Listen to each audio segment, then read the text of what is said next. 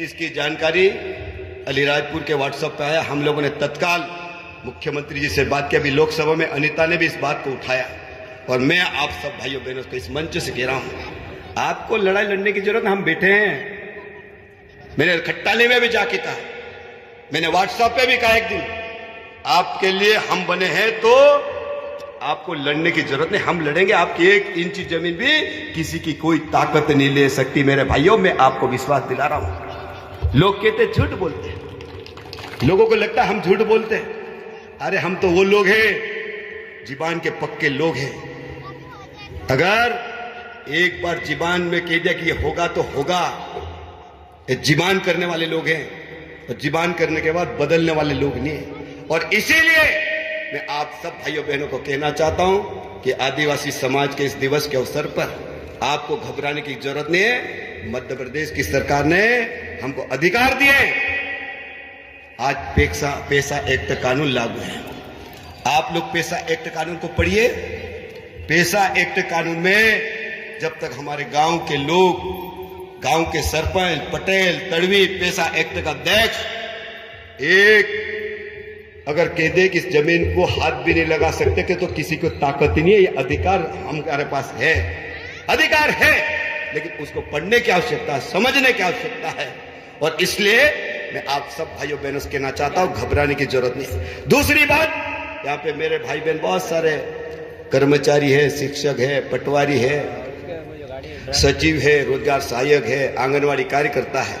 मैं सब भाइयों बहनों से कहना चाहता हूं, मैंने पहले ही कहा कि उंगली एक उठते सामने 3 रहती है। हम सब लोग अपना दायित्व निभाएं। मास्टर 4 घंटे पढ़ाना चाहिए, तनख्वाह मिल रही है एक।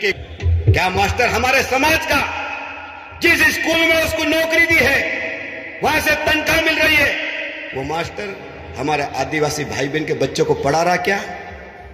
सबसे पहले वहां देखना।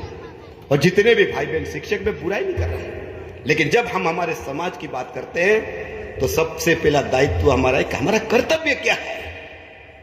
हमको सरकार तनख्वाह देती। अगर हमारे मास्टर सोच ले कि हम बच्चों को पढ़ाएंगे, बच्चे किसके? आदिवासी के बच्चे, हमारे परिवार के बच्चे, कोई के मामा के बच्चे, कोई के काका के बच्चे, कोई के बहन के बच्चे, किसके बच्चे? हमारा दायित्व। और मैं आप सब भाइयों बहनों से कहना चाहते हैं, हमको संकल्प लेना पड़ेगा।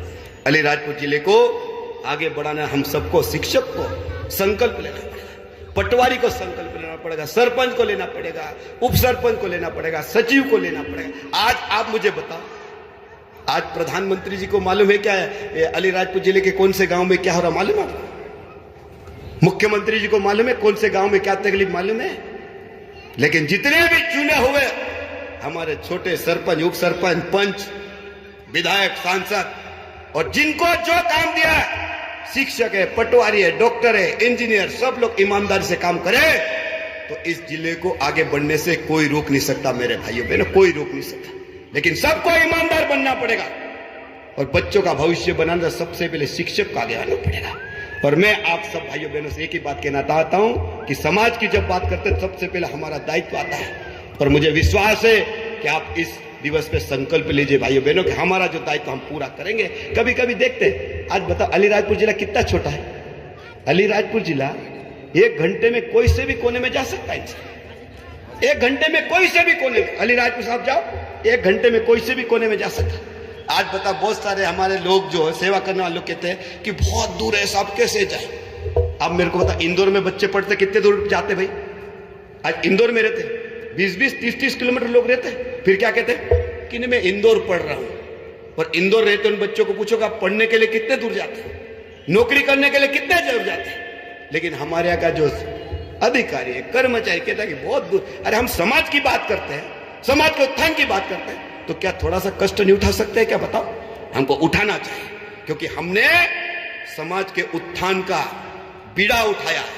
और इसलिए मैं आप सब भाइयों बहनों से एक ही बात कहना चाहता हूं, हम सबको संकल्प लेना। दूसरी बात, आज हम सब आदिवासी समाज के नाम से मंच से आदिवासी समाज की बात तो करते हैं, लेकिन कभी आप लोगों ने देखा अलीराजपुर जिले में, झाबुआ जिले में हमारे आदिवासी भाइयों बहनों को कुछ लोग ईसाई बना रहे हैं, धर्मांतरण करा रहे हैं। क्या हमारे आदिवासी भाई बहन जो पढ़े लिखे शिक्षक, किसी ने यह मुद्दा उठाया कि हमारा आदिवासी भाई अगर ईसाई बन जाएगा, धर्म बदल लेगा, तो आप आदिवासी कहलाने लायक बचोगे?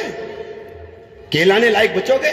सबसे बड़ा झगड़ा यही है इस देश के अंदर कि हमारे आदिवासी भाई ईसाई बन रहे हैं। अरे मां को मां नहीं कह रहे, बाप को बाप नहीं कह रहे हैं। हम भगवान का नाम नहीं ले रहे हैं, राम राम नहीं बोल रहे हैं, जय यीशु बोल रहे हैं। सबसे बड़ा झगड़ा यह है, क्या मेरे भाइयों बहनों आदिवासी ईसाई बनना चाहिए? क्या हमारे भगवान में कोई कमी है? क्या हमारे बाबा देव में कोई कमी है? क्या हमारे क्षत्रियों में कोई कमी है? क्या गणेश बाबा में कमी है? क्या हनुमान जी में ताकत में कमी है? आज मैं आप सब भाइयों बहनों से कहना चाहता हूं, आज हम भगवान बिरसा मुंडा को पढ़ते हैं, भगवान मानते हैं बिरसा मुंडा को। बिरसा मुंडा जी ने क्या लड़ाई लड़ी है समझने की आवश्यकता। आज टांटिया मामा के नाम से हम दिन रात हमारे भाई बहन बेटा बेटी नाचते हैं, लेकिन टांटिया मामा ने कौन सी लड़ाई लड़ी हमारे लिए? आज गांव गांव में टांटिया मामा की चर्चा होती है और चौराहे चौराहे पे उनकी मूर्तियां स्थापना हो रही है। क्या कारण है? क्यों लग रही? क्या लड़ाई लड़ी उन लोगों ने? यह हमको समझने की जरूरत है। और इसलिए मैं आप सब भाइयों बहनों से कहना चाहता हूं, हम सब संकल्प ले कि शिक्षा का स्तर बनना चाहिए, जो दायित्व पूरा निभाए। और मैं आप सब भाइयों बहनों से कहना चाहता हूं कि अभी 15 अगस्त को देश आजाद हुआ है, 15 अगस्त भी, आज 9 अगस्त हो गया ना, 15 अगस्त भी आ रहा है। हमको आजादी मिली है, अंग्रेजों से आजादी मिली। आजादी ऐसे ही कोई अगरबत्ती ने थाली ने फूल में नहीं मिल गए मेरे भाइयों बहनों। ये देश को आजाद कराने के लिए कई क्रांतिकारियों ने बलिदान दिया है, कई लोग लड़े, अंग्रेजों से लड़ते लड़ते कई परिवार बर्बाद हुए। उसके कारण आज हम लोगों को आजादी मिली है और हम गर्व से तिरंगा झंडा बनाते हैं, तिरंगा फहराते हैं। मैं आप सब भाइयों बहनों से कहना चाहता हूं कि आज ये आदिवासी दिवस है, हम संकल्प ले कि 15 अगस्त के पहले हर घर तिरंगा झंडा लहराना चाहिए। लहराना चाहिए? बताओ। अरे लहराना चाहिए, लहराना चाहिए। हर घर तिरंगा झंडा ये लहराया कि नहीं? आप लोगों ने लहराया कि लहरा? इतने लोगों के बीच में तिरंगा झंडा हमने लहराया। हर घर तिरंगा झंडा लहराना चाहिए, संकल्प लेना चाहिए। और इस अवसर पर हम संकल्प लेना चाहिए।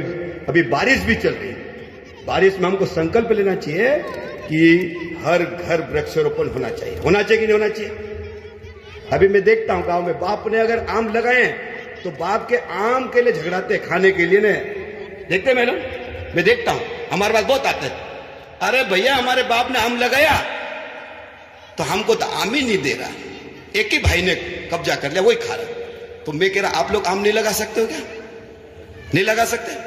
हर घर आम लगना चाहिए, कटहल लगना चाहिए, जो आपको अच्छा लगे वो वृक्षारोपण करिए मेरे भाइयों बहन। इतनी शानदार बारिश हो रही है और मैं कह रहा हूं जिन लोगों ने बरसात में पहले आम लगाए, कई सालों से जो लगाए, मैं आपको उदाहरण दे रहा हूं। एक मेरा आदिवासी भाई आया, उसने कहा मेरा 8 लाख रुपए का आम निकले, एक ने कहा 10 लाख रुपए के निकले, और एक मेरा भाई है उसने कहा मेरे घर में 22 लाख रुपए का आम निकले हैं।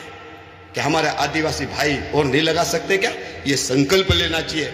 हमारे खेतों में झाड़ लगना चाहिए, जो आपको उचित लगे वृक्षारोपण लगना चाहिए। और आने वाले समय में रक्षाबंधन भी आ रहा, राखी मनाते कि नहीं मनाते?